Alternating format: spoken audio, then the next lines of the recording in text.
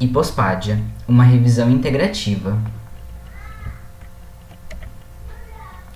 A hipospádia ela é definida como uma malformação congênita no sexo masculino, caracterizada pela abertura anormal da uretra em vários locais por baixo do pênis, provocando a saída da urina pelo local errado.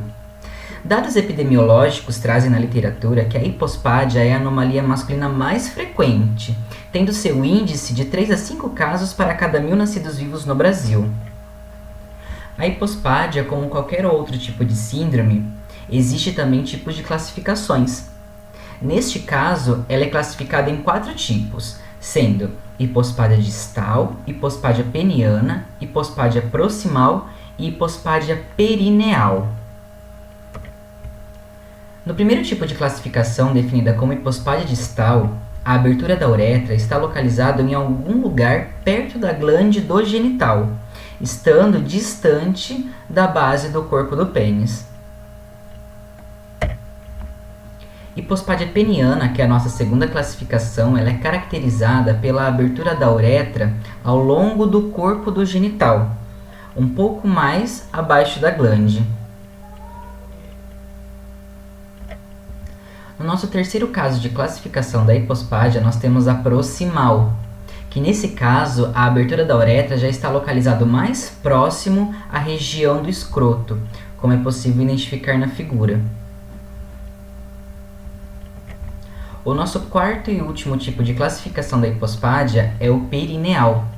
Esse é o tipo mais raro e que causa o surgimento da abertura da uretra próximo ao ânus, fazendo com que o órgão genital se encontre menos desenvolvido que o normal. A hipospágia ela traz para a gente de informação nos casos de classificação e distância dessa abertura da uretra que, quanto mais o encurtamento da uretra estiver próximo ao ânus, próximo ao períneo, mais grave ela é.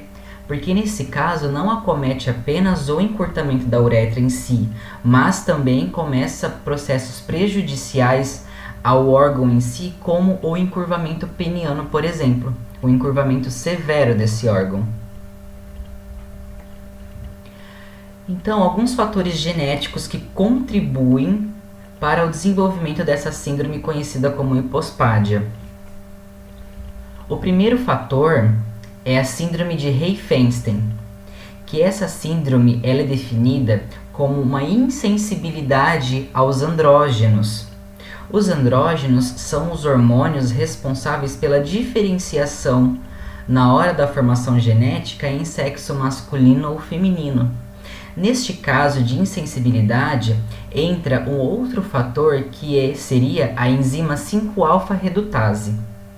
O processo é mais ou menos o seguinte: a enzima 5-alfa-redutase, ela chega por sensibilidade ao hormônio T, conhecido como hormônio da testosterona, que é esse andrógeno testosterona que vai fazer a diferenciação do embrião em sexo masculino. Só que para isso é necessário um processo.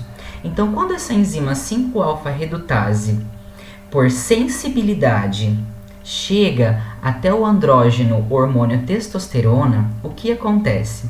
Essa enzima 5-alfa, ela potencializa esse hormônio T, testosterona, o transformando em dihidrotestosterona, né? Que é um outro tipo de hormônio mais potente. Ele foi potencializado pela enzima 5-alfa-redutase. Após esse processo de potencialização da testosterona, essa dihidrotestosterona, que é a responsável pela diferenciação do órgão em sexo masculino. Caso aconteça na síndrome de Rey-Feinstein uma insensibilidade, ou seja, essa enzima 5-alfa-redutase, ela vai ser insensível ao hormônio T. Então, ela não vai fazer esse processo de potencialização da testosterona, porque não vai haver afinidade entre a enzima 5-alfa-redutase e o hormônio T. Ou também por outra consequência, onde a produção dessas enzimas 5-alfa-redutase está deficiente. Então, se eu não tenho a produção correta e eficaz dessa enzima para ela fazer a potencialização do hormônio T em dihidrotestosterona, também esse processo de masculinização do órgão será falho. Então, esse é um dos dois casos conhecidos como fatores genéticos para a síndrome da hipospádia. O tratamento da hipospádia, ele é estreitamente cirúrgico, é exclusivamente para a área cirúrgica. E essa cirurgia é conhecida como uretroplastia, que seria uma plástica da uretra, uma reconstrução dessa uretra. Porém, como vamos reconstruir essa uretra, né? A faixa etária para o começo desse tratamento é definida na literatura que deve ser a partir do 6º mês de vida até os 2 anos de idade. Por quê? Esse período de a partir dos 6 meses aos 2 anos é a fase em que a criança ainda não entrou no processo escolar. Então, com isso, é diminuído os transtornos psicológicos e sociais que essa criança, que esse paciente pode vir a ter no andar do tratamento. Nos processos de uretroplastia, a literatura nos traz vários e vários tipos de tratamentos cirúrgicos, vários e vários termos de reconstruções. Algumas dessas reconstruções cirúrgicas é necessária a utilização de tecidos para o enxerto, para a reconstrução, né? E esses tecidos são utilizados principalmente mucosas orais e tecidos da cabeça na parte temporal. Então, esses são os tecidos de maior afinidade na hora de fazer um tratamento que é necessário o enxerto. O objetivo desse estudo é buscar realizar uma revisão integrativa da literatura sobre hipospádia e tratamento cirúrgico. E como justificativa, optou-se por esse tema devido ao interesse comum entre os pesquisadores, despertados pela curiosidade e a insuficiência de informação sobre a hipospádia, uma vez que possuímos em nosso ciclo de amizade portadores dessa síndrome. E realmente, quando vamos pesquisar em bases de dados, bases de artigos científicos relacionados ao nosso país, ao Brasil, o índice de publicação ao referente tema é muito diminuído.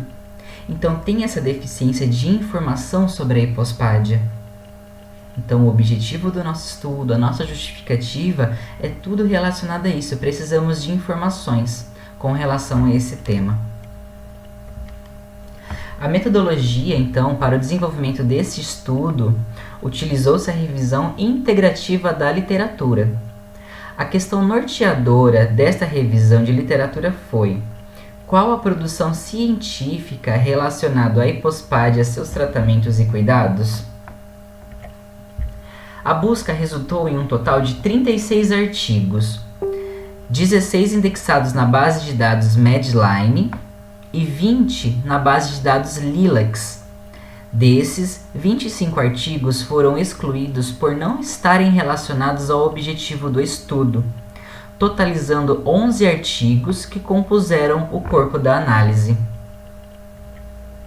Essa tabela a seguir nos indica os critérios de inclusão e exclusão para a elaboração do nosso corpo de trabalho, totalizando 3 artigos incluídos pela base de dados Medline e 8 artigos pela base de dados Lilacs, totalizando, como já havia informado anteriormente, 11 artigos que compuseram a análise desse estudo.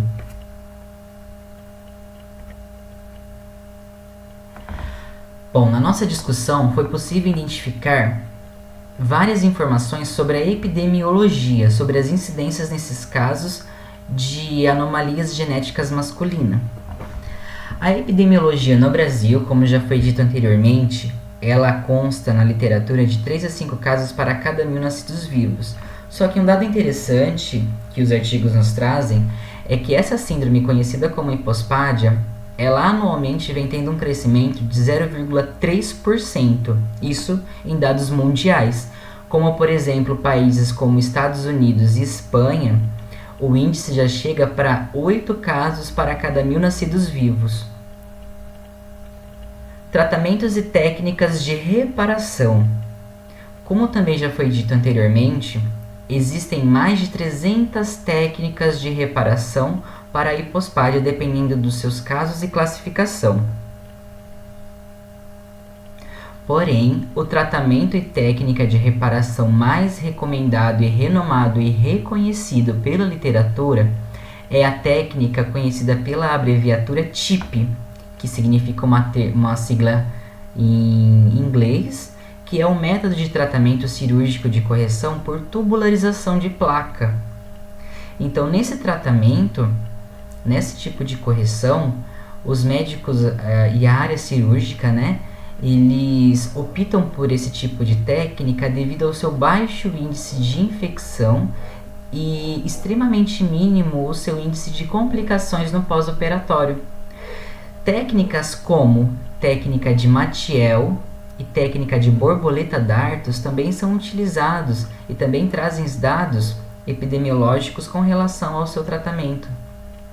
São técnicas utilizadas de também sucesso. Porém, quando há o surgimento de fístulas no pós-operatório, que fístulas são essas aberturas, né? Essa complicação no pós-operatório, também é utilizado a técnica TIP para reparação de fístulas. Então, além do tratamento para a correção do problema em si, que é a hipospádia, no caso de surgimentos complicados como fístulas, esse aparecimento de fístulas, também é utilizado a técnica TIP para a reparação dessa hipospádia devido à sua taxa de sucesso entre os cirurgiões, entre paciente e satisfação também dos familiares. Muito obrigado.